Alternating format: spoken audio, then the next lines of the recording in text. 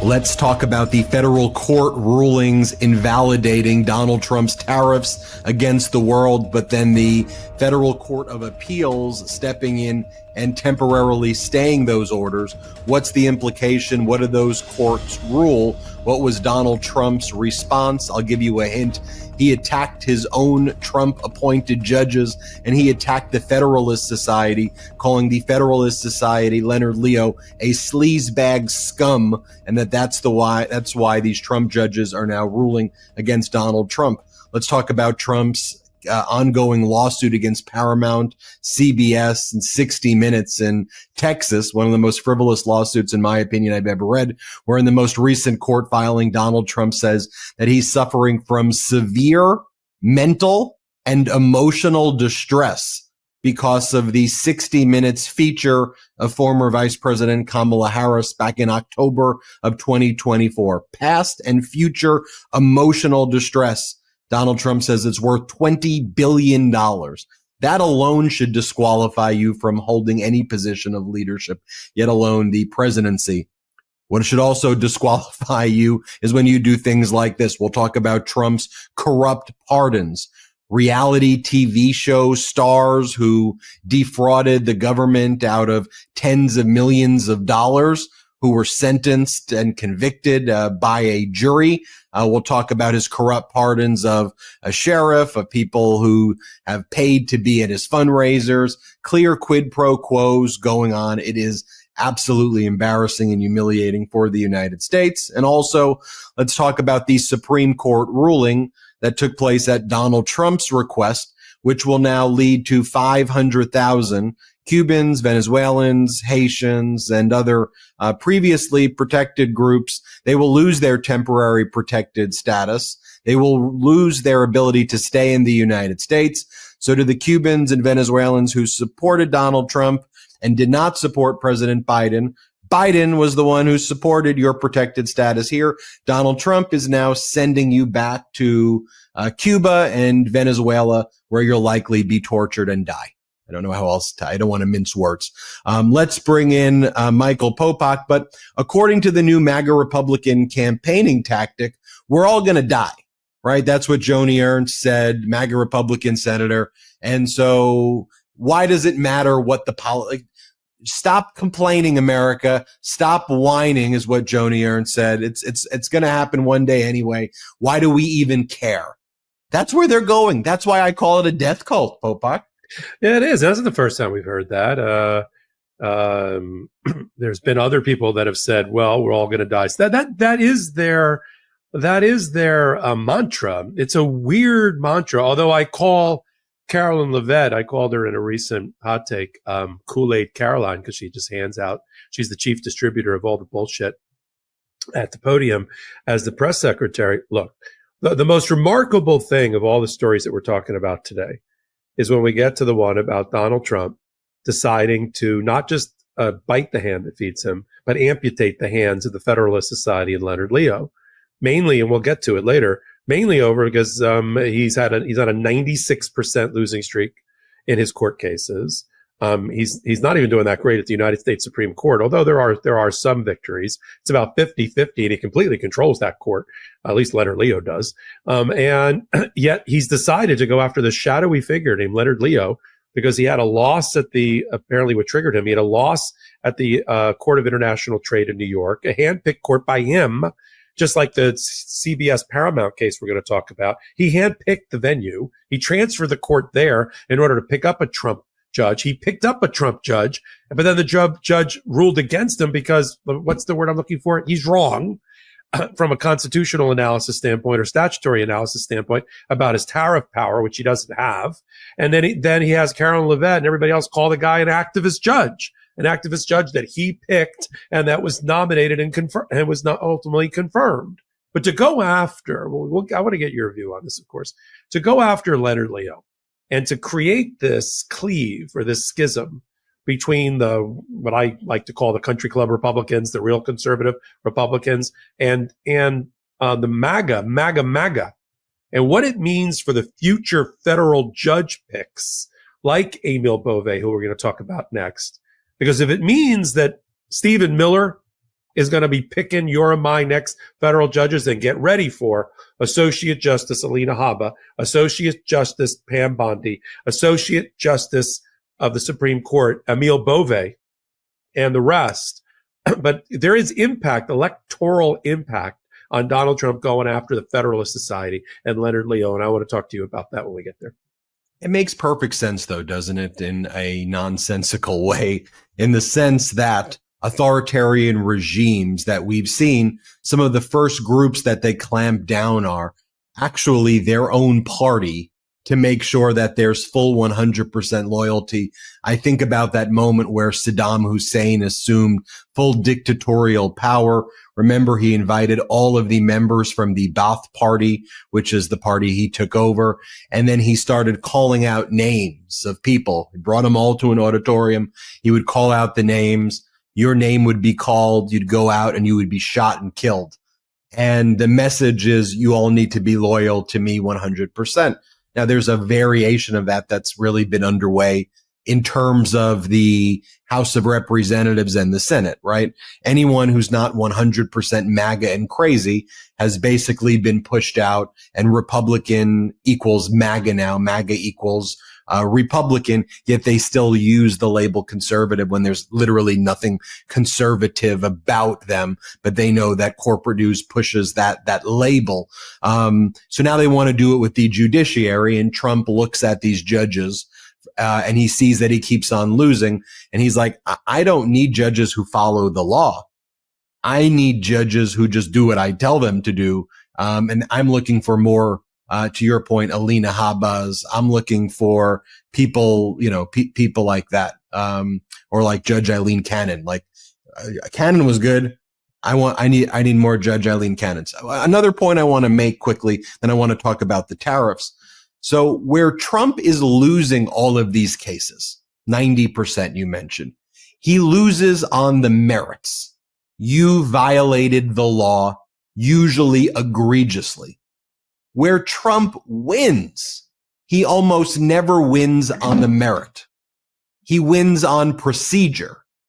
And the procedure that he wins on are basically all of these assumptions, presumptions that the executive branch has a lot of power and we should listen to them because the president is this exalted position. So where the presidency says, hey, we need some help, basically we should give them a stay because we don't want to infringe as a co-equal branch of government on the presidency versus, say, an individual who brought the lawsuit. So where Trump has been winning, it's not the court saying actually, and we're going to talk about it with the Venezuelans and Cubans and Haitians, they're not saying, no, Donald, you have the right to deport these people. What they're really saying is, we're going to pause the district court because we think that there's potential likelihood that we don't know, but we're going to just basically say for now, we view irreparable harm to the executive branch as so grievous and great that we're basically going to give you the pauses that you want. Now, as we'll talk about that case in a little bit, Ketanji Brown Jackson, in her 8-page scathing dissent, says, well, all that does is buy time for the Trump regime to do the unlawful conduct. The damage will be done by the time the case works its way through court. A year from now, he will have already done the unlawful conduct, and then the case will be moot. So wake the hell up, rest of the Supreme Court justices. That's what she says. But I want to make that point. He's not winning on the merits when he wins. He's winning on the procedure to stay. So that's also the case right here with the tariffs, right? You have the Federal International Trade Court, which I bet you a lot of people didn't even know even existed until this past week. And then you had the United States Court of International Trade, 3-judge federal panel, a Trump judge, a Reagan judge, and a Biden judge, all basically rule in this case that Trump's invocation of this emergency powers, Popok, which you'll explain, was invalid. And then a federal judge, Contreras in D.C., says the same thing. It's invalid. There's no emergency against Canada. There's no emergency war against the European Union. You're making this up. That's not what this what this was for. And then Trump goes to the Federal Court of Appeals, which oversees these issues of trade, and they give him a stay through June 9th. Basically, there's like a briefing schedule, right? And so now he can still impose his tariffs and do what he wants unilaterally through June 9th. And then who knows though, right? Popok, I mean, the court can take longer to rule, and then he can figure out the next illegal thing he's going to invoke. And now he's also being called a chicken. Trump always chickens out. So he's got that now, and he feels like now he raises the steel tariffs to 50% unilaterally in a speech in front of the U.S. steel workers, where he completely lies about the Nippon steel deal. He says they're all going to get $5,000 bonuses, like just blatantly lies to these people. But anyway, I digress. Popok, break down what went down. Good, I will. So let me take the plane up 5,000 feet, look down. What we've been watching for the last 170 days, whatever it's been, is Donald Trump's strategy to use a combination of phony emergencies. This is for all of his policies, and an exploitation of the emergency shadow docket of the United States in combination, in order, through velocity and ferocity, in order to try to overwhelm the court system, to permit, for as long as he can, his various abuses of power. That's what we're watching. So whether it's the phony emergency of we're at war with Venezuela, to deport and remove people, and its various iterations, or it's the phony emergence under the Alien Enemies Act, or it's the phony emergency of an economic war, or a war that gives them certain economic limited powers in order to do the tariff program. By the way, peeling back the onion just a moment, because we're always at the intersection of law and politics. These policies are hated by the American people, and not just Democrats and independents, although independents are abandoning Donald Trump and MAGA in huge numbers, whereas they supported him, and that's how he won the election. So all of his signature policies are underwater by disapproval ratings of 60 to 70%, with more than 18% of Republicans thinking better of their vote. We haven't even gotten to the segment today when we talk about the core constituencies of Donald Trump, including where I'm living in Miami, of the Cuban and Venezuelan community, what he's done to them. So he does those two things, phony emergencies, and then rather than give the Supreme, let's just call it for what it is, federal courts and Supreme Courts are having trouble putting guardrails around a purposefully lawless, rogue, ferocious president, a felon in chief. And he's exploiting procedure in order to stampede them into decisions quickly that they really either wouldn't make with more deliberative time or at all. And they don't do well, federal courts up to the appellate courts and up to the lofty perch of the Supreme Court, with being stampeded. And that's what the moderates on the Supreme Court, Ketanji Brown Jackson, who we'll talk about, Kagan and Sotomayor, are saying at length, which is the short fuse of a skeletal record, no briefing and no oral argument, and more importantly, no time for us to exercise our normal deliberative process, to circulate competing opinions at the Supreme Court, to lobby each other for votes, by way of, law clerks and pizza boxes, which is what really happens back there. We don't do well under that. And then generate a one paragraph decision on procedure or other things, but has the effect of giving Donald Trump a win, and Donald Trump knows it. And so everything has to be an emergent. We've had 16 or 17 emergency applications by this president, more in this period of time, more than any other. So now what do we have? We have Donald Trump, a suit gets filed, and it was really kind of below the radar. We were like, who is this group? It was like a group of lawyers that, public interest law firm. We're like, okay, that's interesting. And a bunch of small businesses that were getting harmed by the Chinese tariffs and all these retaliatory tariffs. They brought a case. It was not at the Court of International Trade. It was at a regular old federal court. And Donald Trump was like, well, I'm going to lose with this guy, so let me transfer it And he was right about, it's one thing I agreed with, that the Court of International Trade in New York, which is 11 people, they sit 3 at a time. It's a trial court, if you will. So, but they sit like an appellate court with 3 judges handling the case simultaneously.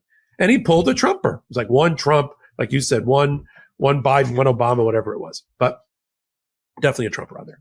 And their argument was that they have exclusive jurisdiction over anything related to trade, including whether Donald Trump as president has the power to set those retaliatory tariffs, yes or no. And you and I look closely at what the founding fathers gave us and the framers gave us in the Constitution. And we were like, where does he have the power to set tariffs?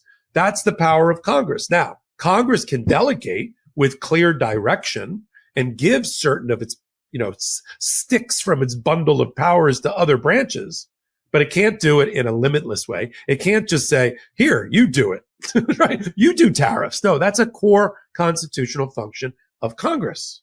So the case was, so the only other argument was, did Donald Trump have the power under the International Emergency, Economic Emergencies, Powers Act, which we call IEPA? Yes or no? And you have to have almost like a war footing, similar to the Alien Enemies Act, in order for Donald Trump to be able to use that power. And what's the war? What, a trade imbalance that Donald Trump participated in since 2016? That didn't just show up on our shores yesterday. That trade imbalance has been, to the extent that it matters, has been going on for decades. So to say that Congress in this major question gave the president the power now to, just because they're doormats and limp noodles now, and they're not fighting back, that's not the same thing as having properly delegated under IEPA, under these economic conditions, the power to Donald Trump. And so it was relatively, even though you and I worried during a prior legal AF, like, oh, they didn't enter the temporary restraining order because they rejected the temporary restraining order to block the tariffs while they were getting their hearts and minds around the briefing. But then they got their minds around the briefing and they granted summary judgment, meaning no trial, undisputed facts, that this guy occupying the White House doesn't have the power under the statute or under the fundamental separation of powers to do what he did, and blocked his retaliatory tariffs. Now, not everything was covered by that order. That's why Judge Contreras, a day later, issued another order primarily about Chinese tariffs, about fentanyl and other things, and also found for the same analysis under IEPA and under the Constitution that Trump doesn't have the power. So Trump doesn't like that result. So he immediately appeals to a specialty appellate court that you and I refer to as the Federal Circuit Court of Appeal, not to be confused with the Court of Appeals in DC, which is different. This is a court that only handles patent and trademarks, trade, commerce and trade, and technology. That's all they do. But it's a real Article 3 court. It's a real court under Article 3 of the Constitution, and federal judges there. And they just sit. It's just organized the way we talked about. And he sought a stay there. So they issued the lowest level of stay in the food chain is an administrative stay. So they issued an administrative stay just for the purposes of allowing full briefing. Because again, judges don't like to be stampeded into making decisions. So they stayed the decision because, it's hard to reinstate the tariffs after the fact until this date in the future to allow for full briefing. And then they'll make a decision after they see the full briefs. But I'll leave it on this. I'll turn it back to you, Ben. That triggered Donald Trump, along with his nomination of Emil Bove, his chief political hack henchman, the closest person I can see to Donald Trump that looks like Roy Cohn from his New York days, to be on the Third Circuit Court of Appeals on the New Jersey seat.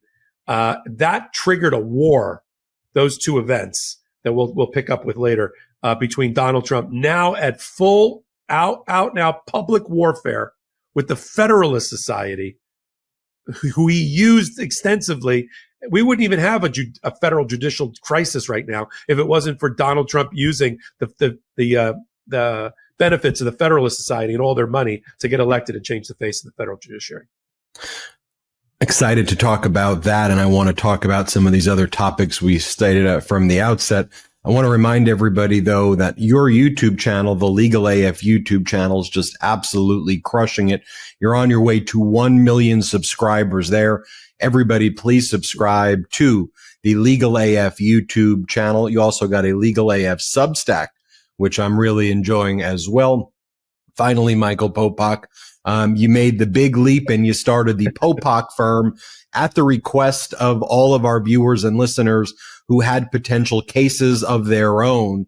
The firm that you're running, the Popok firm, has now been helping a lot of listeners, a lot of viewers at the Midas Touch with their cases or the legal cases of their loved ones. The types of cases you handle are catastrophic injury cases like bad car accidents, trucking accidents, wrongful death cases, cases involving sexual harassment and sexual assault, really bad negligence cases and medical malpractice types of cases. Hey, Michael, if people here listening and watching want to contact you through your law firm, how do they do that?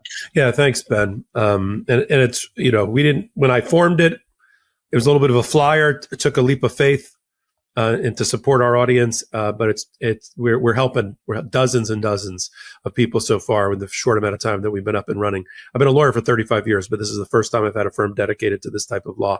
And so the two ways to reach us is you go right to the website, www.thepopokfirm, P-O-P-O-K, firm.com, or the 1-800 number, 1-877-POPOK-AF. Hey, Ben, I got one thing to say, though, when you come back on screen. I see in the corner there behind you both the Webby for Podcast of the Year and some sort of YouTube award for the Midas. Am I right about that? The YouTube award, 1 million subscribers. The Webby right there for Podcast of the Year. We're trying to get that YouTube up to 5 million subscribers. And we got that about a year ago. So just talk about the growth of this network over Did you know?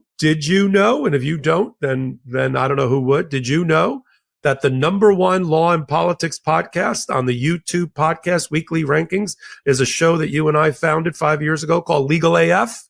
It wouldn't shock me. A rocket ship, as you said, when we had 30 people watching. You said, Ben, this is a rocket ship. I said, if you say so, Michael Popok. And there you have it. We'll be right back after our first quick break of the show. You ever notice the signs of getting older creeping in? Poor sleep, low energy, maybe a little brain fog or stiffness that didn't used to be there. Same here. And healthy aging is something I've been thinking about more than ever. That's why I'm so excited to share with you guys C15 from Fatty 15, the first emerging essential fatty acid to be discovered in more than 90 years. It is an incredible scientific breakthrough to support our long-term health and wellness, and you guessed it, healthy aging. Fatty 15 co-founder Dr. Stephanie Van Watson, she discovered C15 while working with the U.S. Navy on aging dolphins. Over 100 studies now show that C15 strengthens our cells and helps slow biological aging at the cellular level. When our cells don't have enough C15, they become fragile and age faster. That's called cellular fragility syndrome, the first new nutritional deficiency in 75 years. 1 in 3 people worldwide may have it. Fatty 15 is a science-backed, award-winning, patented, 100% pure C15 supplement that repairs cellular damage, boosts sleep and brain health, and helps your body feel younger from the inside out. I've been taking Fatty 15 for a few months now, and I really started noticing deeper sleep and more energy throughout the day. I wasn't expecting much at first, but I've actually seen a difference. And that's saying a lot when most supplements don't deliver. And it comes in a beautiful reusable jar with easy refills sent right to your door. Fatty 15 is on a mission to optimize your C15 levels to help support your long-term health and wellness, especially as you age. You can get an additional 15% off their 90-day subscription starter kit by going to fatty15.com/legalaf and using code legalaf at checkout. Oh, brain fog rolls in for me about every morning at 6:30 a.m. when our baby daughter just starts to stir, and I need my brain to wake up in a hurry for our action-packed day. Coffee, with its highs and lows, just didn't do it for me after 30-plus years of just increasing my coffee intake. And then I found Mud Water, and particularly its morning ritual starter kit with a free frother and 30 servings of Mud Water, and I fell in love with a drink the way you only can when you're talking about a natural mushroom-based alternative to coffee grounds and water. and I prepare it just like I would my old cup of Joe, a little creamer, a little sweetener, and I am good to go. It's a cozy mix of cacao, chai, turmeric, and adaptogenic mushrooms to help you feel focused and balanced, not wired. Every single ingredient in Mudwater's products are 100% USDA certified organic, non-GMO, gluten-free, vegan, and kosher. There's also zero sugar and no sweeteners added. To use Mudwater, you simply drop the powder into your favorite mug, pour some water on it, and give it a mix. Some go wild and they add creamer, honey, or even CBD. The best part about Mudwater is it provides sustained energy without the spikes and crash of traditional coffee. There's also caffeine-free blends available. Their turmeric starter kit blends radiant ginger, warm turmeric, and rooibos chai. If you're looking for a blend to support immunity, digestion, focus with clean energy, all with the feeling of golden hour at sunset, this is a game changer. Mudwater is available at Target and Sprouts locations across the U.S., so it's never been easier to grab a cup of this friendly pick-me-up. Ready to make the switch to cleaner energy? Head to mudwater.com and grab your starter kit today. Right now, our listeners get an exclusive deal up to 43% off your entire order, plus free shipping and a free rechargeable frother when you use code LegalAF. That's right, up to 43% off with code LegalAF at MUDWTR.com. And after you purchase, they'll ask you how you found them. Please show your support and let them know we sent you. Keep your energy natural and refreshing all year long with Mudwater, because life's too short for anything less than clean, delicious energy.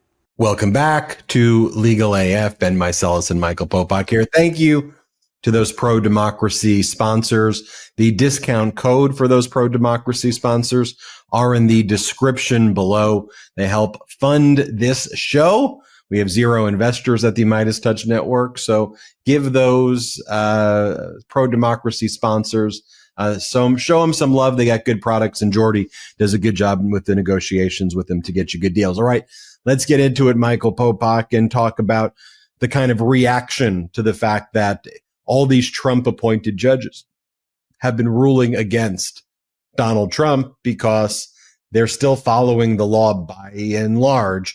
And, you know, this ruling by the International Trade Court really set Donald Trump off when he realized it was a Trump-appointed judge and a Reagan-appointed judge who joined with a Biden-appointed judge and said, it's illegal for you to tariff the entire world, citing the IEEA, the international, this emergency power. IEPA. IEPA.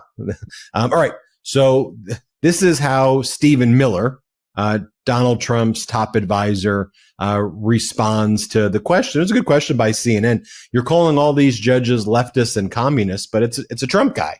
So is Trump's judge a leftist and a communist? And without missing a beat, Stephen Miller says, yeah, because the Federalist Society, they're communist and leftist. Here, play this clip. That's democracy. So if there's 15 communist crazy judges on the court, that each of them as a team working together can block and freeze each and every executive action.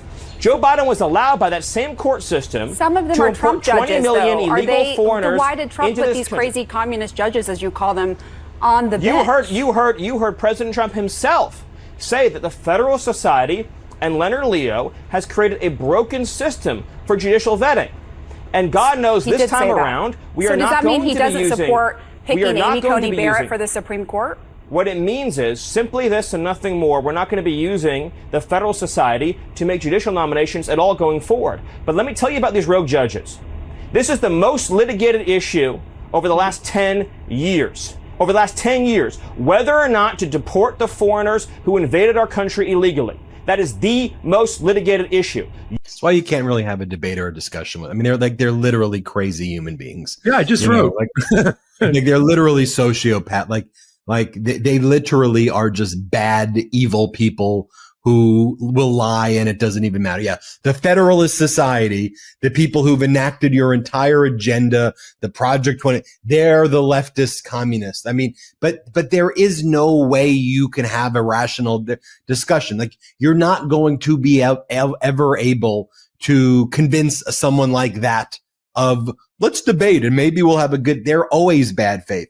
Here's Howard Lutnick attacking the Reagan judge and then saying the Trump judge, blue slip, not really the Trump appointed judge, he goes, not really a Trump appointed judge. And he goes, Reagan was really bad on trade. And so we can trust Reagan appointed judges. Watch Letnick here play it. Was he surprised about this 3-judge panel because it was a Reagan judge, it was a Trump judge, and then it was an Obama judge, and it was a unanimous ruling on this court? Is he surprised by that?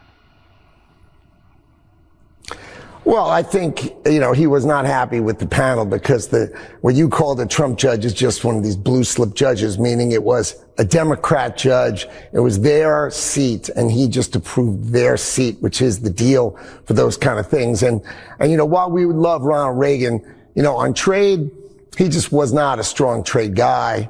So, I think the president saw the panel as weak. He's been through this kind of stuff before. I think he's confident on appeal. He's confident at the Supreme Court.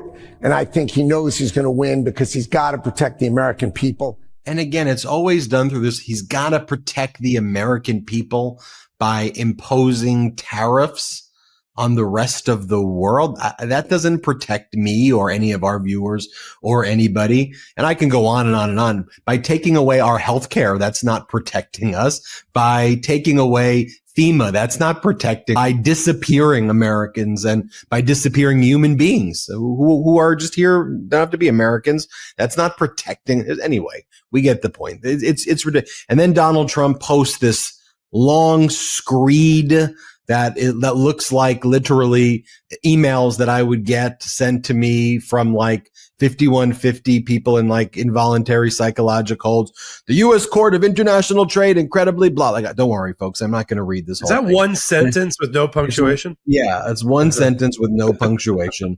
And then he goes on and he goes, the Federalist Society.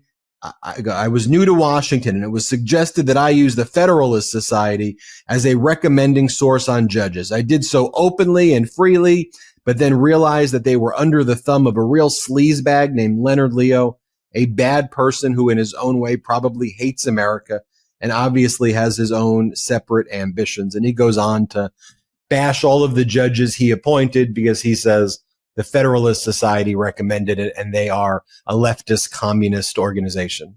Popok. So let's dive into that for a moment. And it really is jaw dropping. I don't want to. We talk about a lot of things, and what we have to avoid is our eyes becoming glassy and get Trump fatigue, because we got to stay focused. And as I've said on one of my new one-liners on my hot takes is, we no longer have the luxury of being the silent majority. We have to speak out. And we have to speak truth to each other. And then we have to actually vocalize it and vote on it and run the bastards out on a rail come the midterms. And they are giving us the ammunition in order to do that. Leonard Leo, and I'll tell you who's done an amazing job. It's really their reason for existence is Court Accountability Action over with us on Legal AF. Their main focus is on corruption at the federal court system from all the way up to the United States Supreme Court. And one of the main protagonists of that is Leonard Leo, who is this ultra right-wing Catholic shadowy figure that helped co-found and run the Federalist Society, but not just the Federalist Society. There's another half dozen, maybe a dozen interlocking organizations that he funds with about a $2 billion a year war chest that he takes in from not just MAGA, right-wing, religious right-wing, Catholic right-wing sources, and then doles it out. I mean, he is very close with Ginny Thomas, Clarence Thomas's wife, and her organizations, and helps fund those organizations. He helped found the leading ultra right-wing law school in America, which is the Antonin Scalia Law School at George Mason University, which is a training academy and leadership academy for all Federalist judges. And all the judges that Donald Trump has put on, and all the ones that you and I have been talking about for the last 5 years, that they're making some of these decisions in his favor, are primarily Federalist Society club members like Aileen Cannon.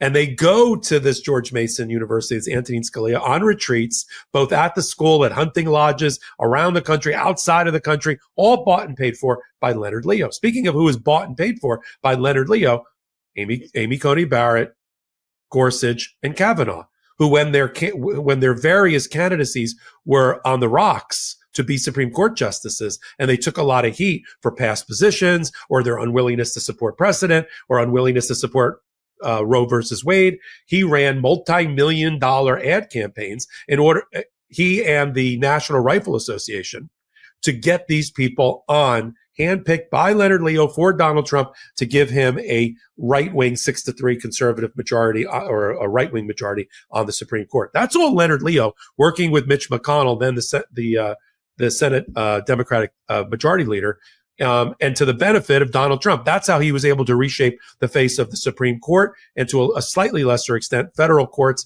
and appellate courts. Now, Donald Trump's going to have another opportunity to do that again, but apparently he's not going to go along with the Federalist Society on this one.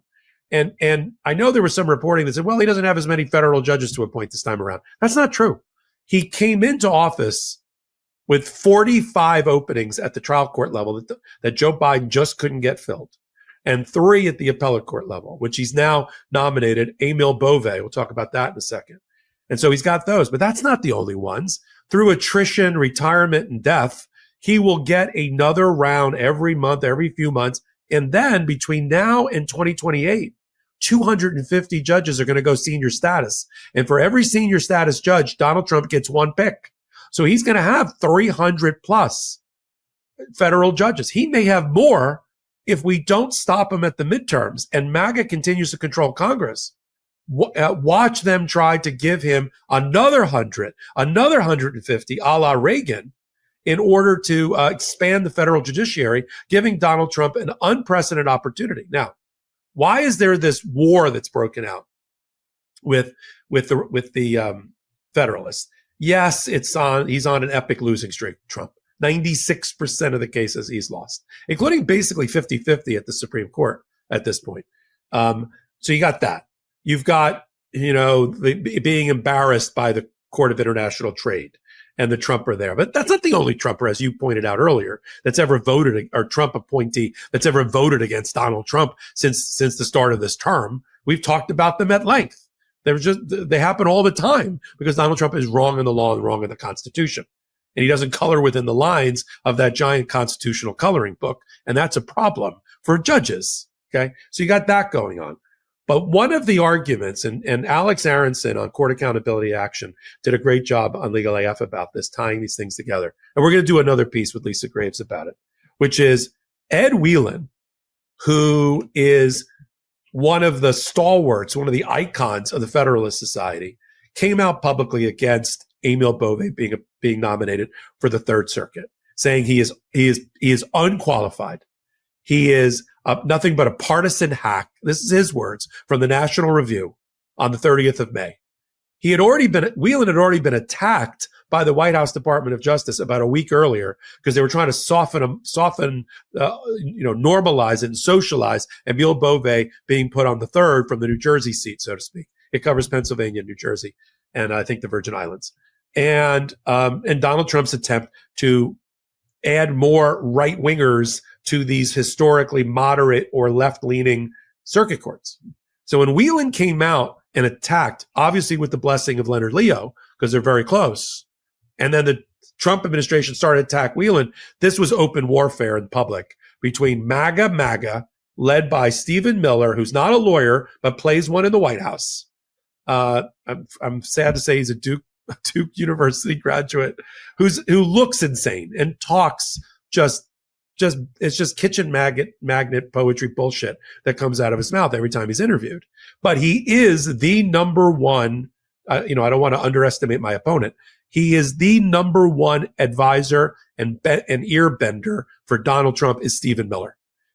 From his perch of being he's a lot of things. He's got a post at Homeland Security. He's got but he's technically the deputy White House chief of staff. And from that role, as a presidential counselor, he sets a lot of the policy for Donald Trump. He took over from Boris Epstein, who took over from Michael Cohen. It's that role. And so it's going to be Stephen Miller picking these judges. Stephen Miller, we think, is the reason Pam Bondi is the Department of Justice head.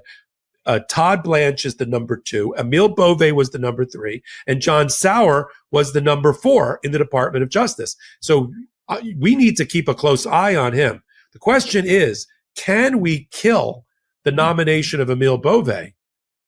With all of these things that Ed Whelan had pointed out in the National Review, certainly the Democrats are going to have to try. Because if we don't draw the line in the sand on Emile Bove, you don't like him, then you're going to hate Supreme Court Justice Alina Habba, or federal judge Alina Habba, or federal judge, and then fill in the blank. Now we see that we can have an impact on even Republican senators who are starting to rebel against Donald Trump at the federal court level when they rejected Donald Trump's original choice, Ed Marks, to be the head of the U.S. Attorney's Office in D.C. So there is a way to peel off some votes here. You only need a couple to get it, so it dies in committee. And we got to try to do the same thing for Emile Bove. It is that important. And then finally, when I watch these clips that you show, like with Howard Lutnick was, and you can look it up, Howard Lutnick was a Democrat who supported Hillary Clinton and everybody else until about 5 years ago. So for him to try to wear the mantle of Ronald Reagan, who he effectively, as Asen said in a posting from the Midas Touch Network, said Reagan is a Republican in name only. He's a rhino. But they're shameless. They are shameless political hacks that will say anything. That's what Donald Trump wants around him, who will say anything in order to show loyalty and fealty to Donald Trump. And that's what we're going to see with his federal court nominees. We're going to see only the ones that he thinks are going to rule in his favor on a litmus test are going to be, and that's scary proposition from now until the end of his term. That's why, once again, I'll just say it out loud because it's important. If we're not successful at beating the Republicans, and this is a referendum on Trump at the midterms.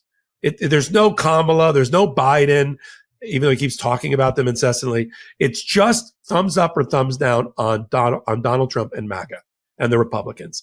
If we don't win back the House and the Senate, we have to win back the House and the Senate in order to have any semblance of checks and balance between now and the end of the term on the way to the 2028 election. And more importantly, or as importantly, we've got to deny the Republicans the ability to confirm these radical, right-wing, out of step with America, unpatriotic judicial picks. On this next topic, it's a hot take that I covered in depth, so I'll just do it briefly here again, but it's worth mentioning that in Donald Trump's $20 billion lawsuit against Paramount, which owns CBS, where the show 60 Minutes is distributed by, Donald Trump filed an opposition to CBS and Paramount's motion to dismiss. Now, in the background of all of this, we've learned that there have been mediations between Paramount and Trump. Paramount is trying to merge, basically sell the majority shareholders' stake to a company called Skydance, which would become the controlling shareholder. That merger requires approval by various government entities, from the DOJ, from an antitrust perspective, and also the FCC, because they control a lot of individual channels and local TV channels. And so Donald Trump has basically threatened, if you don't settle with me, you're not going to get approved for the merger. All of the reporting, which has gone thus far unrebutted, is that Paramount has offered to settle with Donald Trump on this ridiculous lawsuit for $15 million.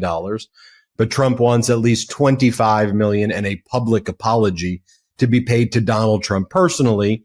This lawsuit, and CBS hasn't agreed to those terms yet. There have been a lot of people at CBS, from the main producer at 60 Minutes to the president of CBS News, who have resigned from their positions because they feel their editorial judgment has been compromised by all of this. Ultimately, if CBS and Paramount settle, I wonder what Skydance is even acquiring, because, the asset itself, I think, will be so sullied that they're going to be acquiring, and this is my opinion, a dead asset, because who the hell is going to watch anything if they settle for that amount of money, or ever kind of, how could you ever trust anything they say ever again? So they got to deal with that. But this lawsuit, Donald Trump filed it in last year. It was former Vice President Kamala Harris appeared on 60 Minutes. Donald Trump was too afraid to appear on 60 Minutes. They did a promo of Kamala Harris's interview where her answer on Israel was, and what she was doing in Israel, on Gaza, was a bit meandering. It was a bit just wordy, and it wasn't crisp. In the final production that aired, her answer was a bit tightened and it looked just a little bit crisper. Some removals of ums and ahs, and just the answer was a little bit more compacted. And Donald Trump said that was something that caused, like, there was no real manipulation that took place. There was no edit that was of any material nature. I still think that the answer that she gave when they showed the one on 60 Minutes, like, wasn't not necessarily a clear answer, but they sit with you for hours and hours and hours. They have to compact it into, 45 minutes when you add the commercial breaks into it. And, usually you'll use your editorial judgment and say, hey, I'm not cutting something material. I just have to shorten this thing so it could go on TV. But Donald Trump said that's caused him grievous emotional distress. He had Ronnie Jackson, his a MAGA Republican Congress member from Amarillo, Texas, join the lawsuit so they could file this in Amarillo, Texas, to draw a Trump favorable judge, who was the only judge who sits in Amarillo, Judge Matthew Kaczmarek. And they got that judge because they said, look, Ronnie Jackson was injured too. And like, what were you injured for? They're like, yeah, we were consumers. We were deceived by the ad about what was going to be shown. Then we watched the 60 Minute show, and then that caused us real serious emotional distress. And now we're in pain. We have pain and suffering in the amount of $20 billion. And again, don't take my word for it. Go read their filings. This is their memorandum of law in opposition to the motion to dismiss that was filed. On page 25, they go, finally, plaintiff, being Donald Trump's reliance and damages, are more fulsomely discussed with respect to plaintiff's injury. In fact, as noted, plaintiffs relied both on defendants' false and misleading advertisements, as well as their deceptively edited content, leading both to pecuniary damages and, for President Trump, damage to his campaign, as well as mental anguish and confusion as to the truth of the matters asserted by defendants. And then they cite their complaint that he's suffering from mental anguish as a result of this, because one of the arguments CBS raised is there's no, in addition to it not being defamatory or not being a violation of any consumer statute, what's his injury? And Trump says mental anguish, $20 billion. I mean, again, how pathetic can you get right there? Go back and watch the full hot take that I do where I read Trump's complaint. I read all of the allegations. So you can go back if you want to see and just verify what I'm saying here, that Trump claimed his injury was the advertisement used slightly different words than was in the 60 Minutes when they edited and cut it. That's what he said caused them serious damage. Anyway, we'll talk about that more when we come back from our next break. And then I want to talk, though, about what the Supreme Court ruling means for Cubans, Venezuelans, and Haitians. They did it on procedural grounds, but their procedural ground is going to lead to Cubans, Venezuelans, and Haitians and others likely getting sent back to the regimes that they fled and probably getting tortured and killed. So when 500,000 people are going to be shipped out while they're working on the niceties of the appeal. And while they're working in the United States on construction sites and absolutely, for businesses, with sponsors and paying taxes and paying taxes and contributing to the American economy. It's just the dumbest, cruelest type of policy, but that pretty much sums Donald Trump up. Reminder, subscribe to Michael Popok's YouTube page, Legal AF. They're on their way to 1 million subscribers. Let's help them get there this summer. Subscribe now to the Legal AF YouTube channel. Just search Legal AF on YouTube. Next reminder, Michael Popok Substack, the Legal AF Substack, is doing great. Make sure you subscribe to the Legal AF Substack. And finally, as I mentioned earlier in the show, Michael Popok took the plunge, started the Popok firm based on the requests of our audience. Lots of people had cases. They wanted Popok to be their lawyer. He couldn't based on what he was doing before. He started his own firm, the Popok firm. They handle catastrophic injury cases. Catastrophic injury. He'd love to help everybody, but the injuries have to be catastrophic. And that's sad and difficult to, but those are the cases he handles. So bad trucking accidents, bad car accidents where there are surgeries, wrongful death cases. If you know people who died in an incident, medical malpractice cases, sexual assault cases, plane crashes. Popok, where could they find you? Yeah, we made it easy. Thanks, Ben. Yeah, I couldn't do it till I founded my own firm. And now just so heartwarming to be able to work so closely with our audience on cases that have turned their lives or those their loved ones are around them upside down and topsy-turvy and help get them justice. Two ways. All roads lead to the same place, which is to have somebody get on the phone with you and do a free case evaluation for you. And this is all what we call contingency fee. We don't get paid unless you do at all, ever, as long as we take the case. So you can go to the website, www.thepopokfirm, Popok firm.com, or a 1-800 number, 1-877-POPOK, what else? Popok AF. There you have it. Let's take our last quick break of the show. I want you to break down that Supreme Court order. You live in Florida, Yep. the stakes there. And then I want to talk about a few other topics as well. Let's take our last quick break of the show. Did you know Fast Growing Trees is the biggest online nursery in the U.S. with thousands of different plants and over 2 million happy customers? They have all the plants your yard needs, like fruit trees, privacy trees, flowering trees, shrubs, and so much more. Fast Growing Trees makes it easy to get your dream yard. Order online and get your plants delivered directly to your door in just a few days without ever leaving home. Their Alive and Thrive guarantee ensures your plants arrive happy and healthy. Plus, get support from trained plant experts on call to help you plan your landscape, choose the right plants, and learn how to care for them. We recently moved into a new house, and it came with 2 big bald spots where grass used to be, but the prior owner's dog wore out. So we turned to Fast Growing Trees, and their plant experts' advice turned an eyesore into one of our favorite features of the yard, with a few key lime trees suited for our climate and location. Saved us all the aggravation of dealing with unknown landscapers and nurseries, too. Big yard, small yard, no yard. Fast Growing Trees has over 6,000 plants to fit any space, from indoor plants to fruit trees to full-size privacy trees and more.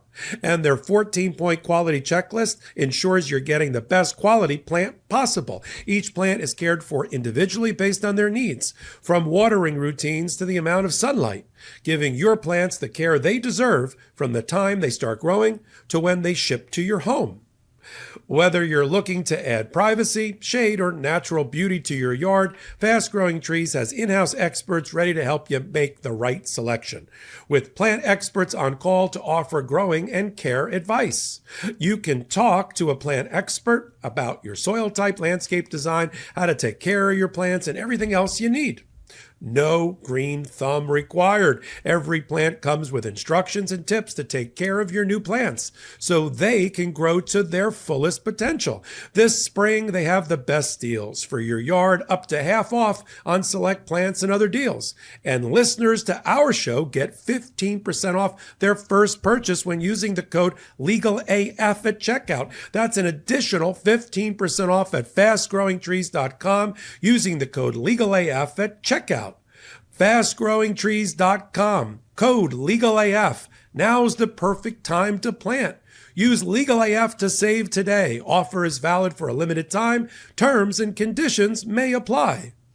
Feeling a little stalled out in the bedroom? Through HIMS, you can get some gas back in the tank with personalized ED treatment options that are accessible without ever stepping foot into a doctor's office. HIMS is changing men's healthcare by providing you with access to affordable sexual health treatments from the comfort of your couch. Hims provides access to a range of doctor-trusted ED treatments like chewable tablets, Viagra, and Cialis, and their generics for up to 95% less. The process is 100% online, so there's no need for uncomfortable doctor's visits. Just fill out an intake form on their site, and a medical provider will determine the right treatment option. If prescribed, your medication ships directly to you for free.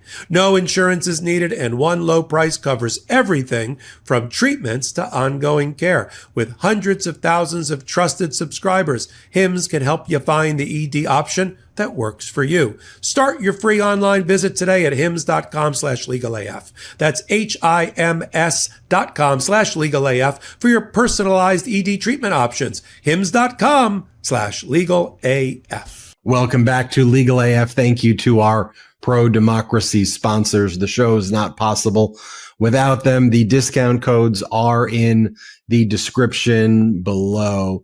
Hey, Popok, let's talk about this Supreme Court ruling, the effect of which is to remove the temporary protected status, what is also called kind of these paroled in or parole status for 500,000 Cubans, Venezuelans, and Haitians. This is in addition to a Supreme Court ruling about a week and a half ago that impacted another 200,000 Venezuelans, with the same basic result of removing their temporary protected status. If you read the Supreme Court ruling, they do it on technical grounds. They say that they are staying a district court ruling from a federal court in Massachusetts, which blocked the Homeland Security Department from removing the parole status, removing the temporary protected status on a blanket basis. What the initial federal court said is, you can do it, even if it's cruel. You're the new administration. You could be cruel, but you can't just do an executive order that says everybody loses it. You have to do it the same way the Biden administration granted everybody protected status, which was rigorous, but it was on an individual basis. They had to apply. They had applications. You had to get checked off. You can't just say everybody loses it. You have to go through a process. And look, I think the judge knew in the federal court in Massachusetts, this Trump regime is lazy. They won't go through a process. And so make him go through the process. But that's what the law required. But let's be clear. The federal district court said you could remove them, just go through the process. And Trump was like, nah, I just say they leave, they're gone. I don't want the Cubans here. I don't want the Venezuelans here. I don't want the brown people here. That's what Trump said, basically, right? Like, I don't want them here. Bring me the white Afrikaners. They come in. White, South Africa, I'm going to make up a fake genocide that doesn't exist. Whites in, browns out. That's what he's doing.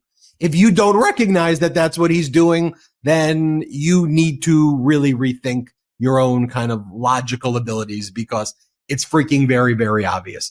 And then you have all the Cubans and Venezuelans who, as you know, Popok, look, the Cubans and Venezuelans who vote, they're here, they're citizens. That's how they vote. These people under TPS don't vote, but they're the family members of the people who are here, who sponsored to bring them here to flee the regimes, Maduro and the regime in Cuba, where they would be killed. So Biden said, I hear you, Cuban community, Venezuela. I hear you. They can come in. We're going to give them temporary we're going to protect them. Donald Trump said, trust me. I got your back too. Biden said he doesn't have your back. I promise you. Read the signs. Mass deportation. On day one, he's going to deport your family members. He's going to try to kill your family members. Don't do it, Trump. Trust me. So you had the show with on one shoulder you had Biden, on the other shoulder you had Trump, and who did the Cubans and Venezuelans pick? Trump. We like Trump. and then he just killed your family. What? Popok, break it down. Yeah. Well, let's do the procedure, then I'll do the politics, because I know the Cuban community, Cuban American community, very well in Miami for years, of having lived down here and practiced down here. And they should be shocked and about it. Because if you substituted just another ethnic group or religious group, like if the Jewish community, if there were a group of Jews that just got deported and had their status violated and sent back to places where they could be killed, the Jewish community would be up in arms about the Trump administration and what they just did. So let me just break it down this way, simply. What we're not talking about. We're not talking about undocumented. They're documented.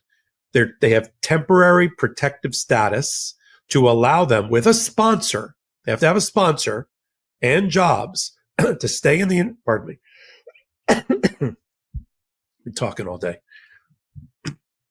They're documented with temporary status with a sponsor to allow them to work in this country, to pay taxes, billions of dollars of taxes in this country while they seek more permanent legal status, asylum or something else. They get to stay here and not be sent back to war-torn and economically unstable places where they could be killed, like Haiti, Cuba, Venezuela, and Nicaragua.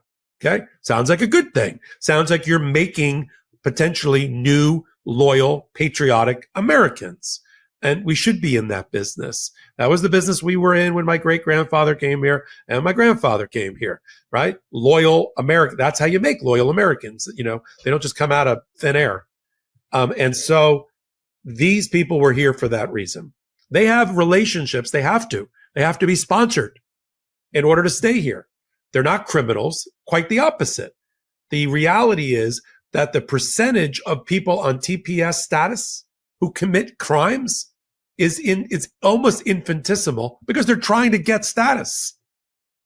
So they're not committing crimes. By and large, violent crime in America is committed by blue passport holding white Americans and other Americans, not other people. Sure, you can point out a terrible, terrible story of somebody being raped and murdered by an undocumented. But why don't you tell the story about the school shooter who's just an 18-year-old, white kid? You don't talk about that on the Republican side. So that's the status. Now, the Republicans love to misstate vocabulary and try to capture the narrative.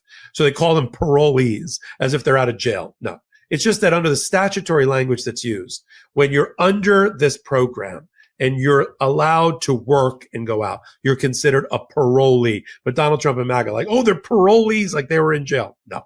Okay. That's the group. The thing that is politically, and I'll get to the court case, the thing that's politically unsavory and should be a wake-up call for these communities is that your aunt, uncle, colleague, employee have now been everybody in Miami, for instance, is not 1 degree separated. It's a half a degree separated by people who are here under that program.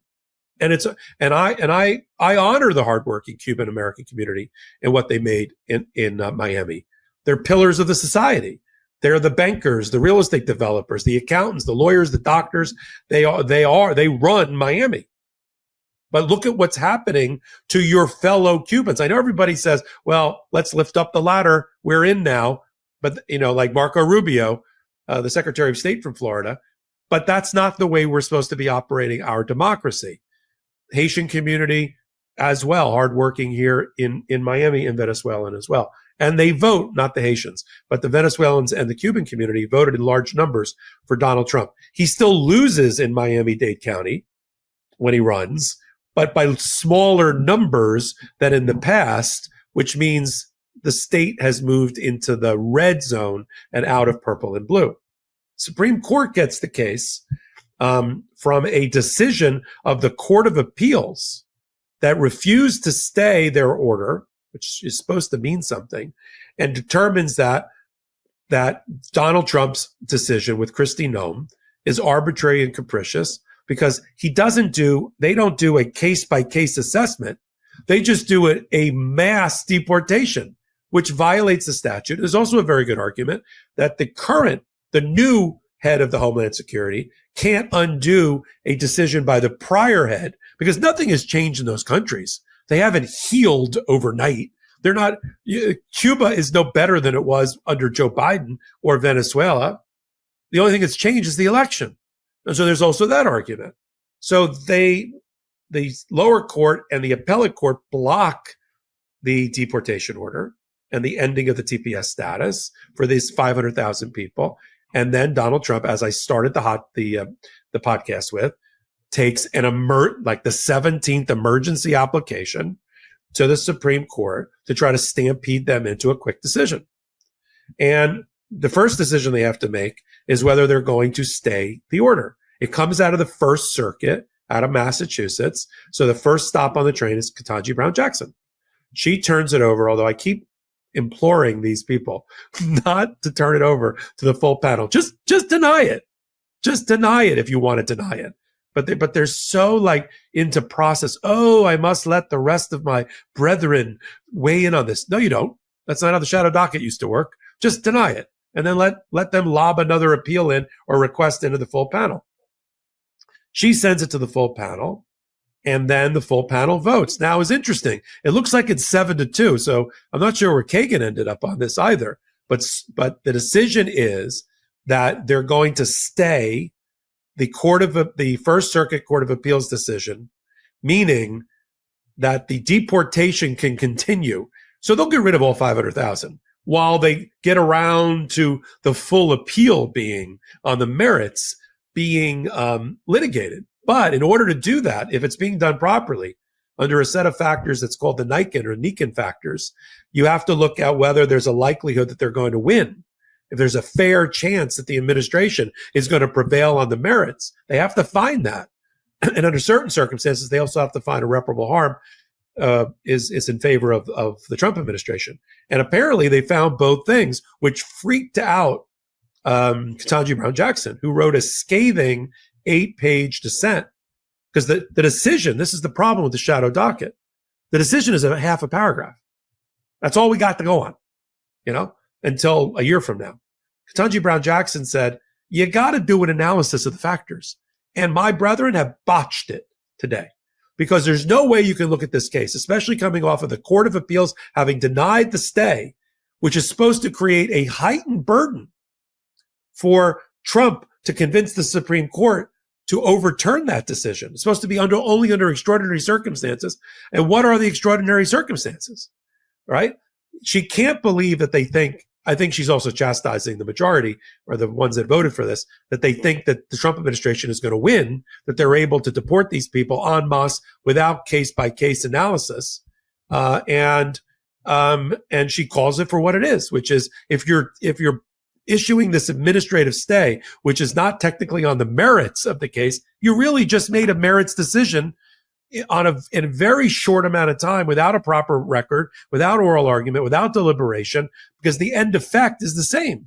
Trump is going to be able to deport most of these people before they get around to ultimately make a ruling. And the Supreme Court is already signaling, if it ever comes back to us, we think it's probably okay.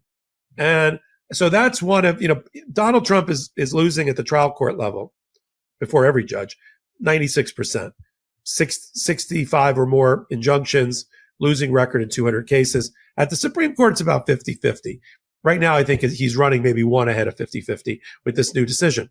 But you see, again, a Supreme Court that's struggling to a degree with trying to restrain Donald Trump. At the same time, their own internal struggle about over giving the imperial president or the unitary president as much power as possible kind of spills out when it comes to immigration and deportation issues. And we're starting to see this pattern play out as the Supreme Court wrapped for this current term. But we're still waiting on 20 more decisions over the summer. And the new term, of course, starts the first Monday of October of this coming fall. And that brings us finally to the Trump pardons, which deserve a lot of attention. He is pardoning anybody basically who's full MAGA, regardless of their crimes, people who are convicted of heinous crimes, of fraud, of bribery, of pretending to build statues for fallen police officers, but using it for their own cosmetic surgery. If you go full MAGA, you get the pardon. For example, Todd and Julie Chrisley, reality TV show people who, basically defrauded the government out of tens of millions of dollars. They were convicted by a jury very, very quickly. Their daughter was like a MAGA influencer who would speak at the Republican National Convention. They get pardoned. And, one of the things that they were asked as they left was, do you have any remorse for what you did? I mean, you stole money. You were found guilty. Do you have remorse for what you did? You've ripped off a lot of people. You wrote bad checks. Here, this is what they say. Here, play this clip. Mr. Chrisley, do you have any remorse for the actions that led to your evictions? Oh, you must be CNN. Do I have any remorse? I would have remorse if it was something that I did. Well, your wife did apologize last year. Well, let me explain to you how that works, if you don't mind. Yeah. You're placed in a position as a defendant to either bow down and kiss the ass of the Department of Justice and accept responsibility for things that you did not do in order to avoid a stronger sentence. And the corruption that went on in our case is going to continue to unfold, and Alex is going to continue to give each and every one of you the evidence that as it comes in. And that's not accountability there at all. I mean, that's absolutely ridiculous. They go, oh, you're CNN. You must be CNN. It's just all this MAGA nonsense. Popok, you had the former Culpeper sheriff in Virginia we talked about, who was basically giving away badges to people in the town who would pay him money. Fraud and bribery. Fraud, bribery. He was pardoned. You've got this guy, Paul Walsack, whose mom went to this $1 million fundraiser. He gets pardoned. You got this lady who calls herself, this woman who sat on the Las Vegas City Council, Michelle Fiore, who called herself Lady Trump. And she raised money for a fallen police officer killed in Vegas in the line of duty in 2014, took that money, paid for her own cosmetic surgery. She was pardoned, and they all go right back to it. No shame. She's like, I'm going to go back to my job and be a judge. She go because she was on the city council. She got removed there, but she was also a judge. So she goes, I'm a judge now. I'm going to start ruling on people's cases. And the judicial panel there were like, no, we're not going to do that. And so she's fighting to get reinstated as a judge, as a result of this pardon. And then across the board, you're now seeing all these people try to angle for pardons now.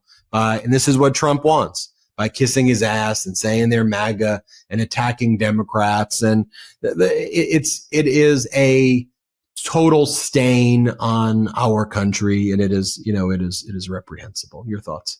Yeah. I mean, the one that of all of those, so you've got the Chrisleys who bank swindled $30 million from banks, which means ultimately taxpayers, use the money to live a lavish lifestyle and make it look like they were successful real estate developers, then use that.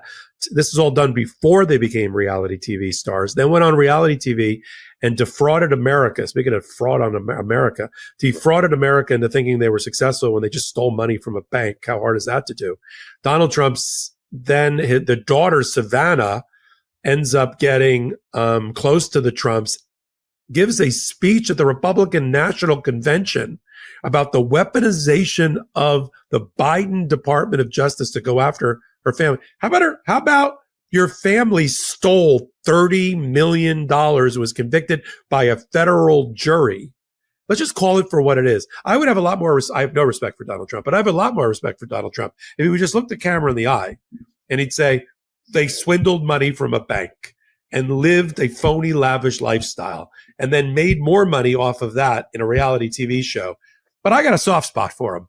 So I gave him a pass. I would just say that rather than, now the one that really got my goat, well, the one you just talked about in Vegas is pretty disgusting and depraved.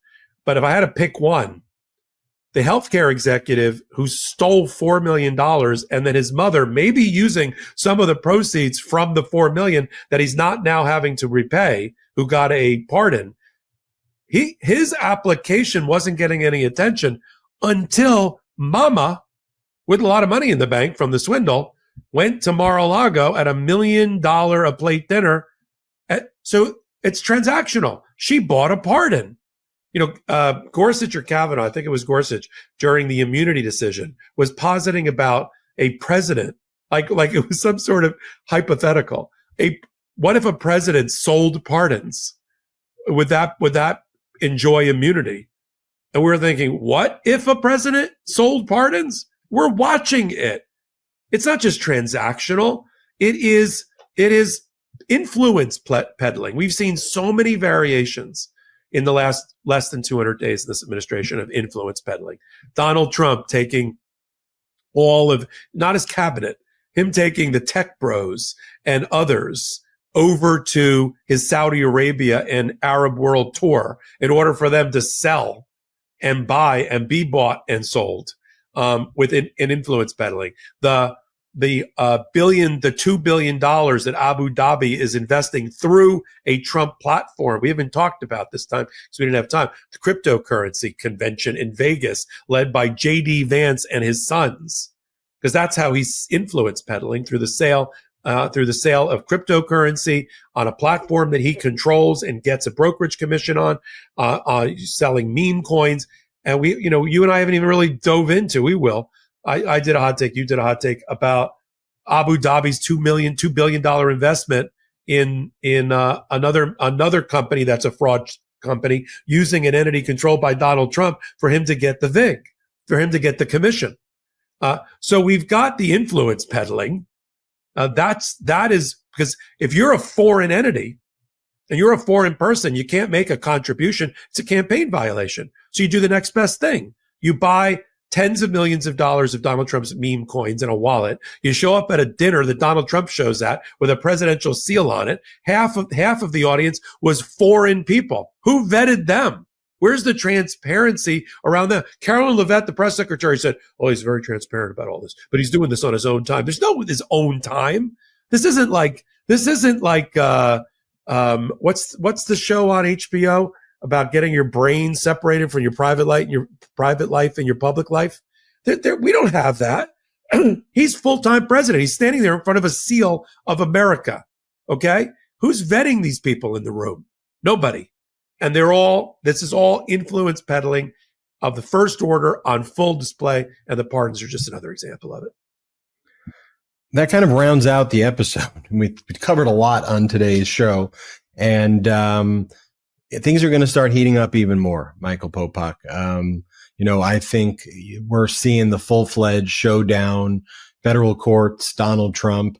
For now, the Supreme Court trying to stave it off by doing these, stays, which are actually really hurting and harming the people. Eventually, though, the Supreme Court's going to have to make substantive ruling on these cases, like we expect later this month to get a ruling, or later next month in June to get a ruling on the birthright citizenship case. That'll be an interesting kind of tell of where they're going with some other issues, but we'll cover it every step of the way. It's more important now than ever to be focused on the law, focused on these legal developments, and we're going to cover them in a way that, frankly, no one out there is covering them. Look at the opinions, we'll look at the facts, we break them down in ways that everybody could understand. All right, want to remind everybody about Michael Popok's YouTube channel, the Legal AF YouTube channel. Subscribe now. It's on its way to 1 million subscribers. So go to the Legal AF YouTube channel. Then I want you to check out the Legal AF Substack. Michael Popok's Legal AF Substack is crushing it as well. They do all of the case updates and all the legal updates there. Also, it's the Legal AF Substack. And then also Michael Popok's law firm, as I've said a few times on the show already. Really, this was born out of our audience, listeners, saying we've got cases or we know people who have real serious cases. We want Popok to handle it. Kenny, he couldn't. So he started his own law firm, the Popok Firm, and they're handling catastrophic injury, wrongful death cases. So big truck accident cases, big car accident cases, malpractice cases, sex assault, sex harassment cases. If you or someone you know has a case like that, it's a free consultation. And then Popok takes the cases on contingency, meaning he doesn't charge anything unless he recovers for you. So you should note that as well. But reach out to him now that the show's over. Reach out to his firm. Popok, where can they contact you? www.thepopokfirm.com for a free case evaluation. Or if you like to phone instead, 1-877-POPOK-AF. Thank you, everybody, for watching this weekend's edition of Legal AF. We'll see you soon. Remember to go to all those places that I just said. Thanks to our pro-democracy sponsors as well. The discount codes are in the description. Great products, great stuff. I know you'll love it. And use those discount codes that Jordy negotiates for everybody here. Shout out Legal AFers. Shout out Midas Mighty. Have a great rest of your weekend and have a great week.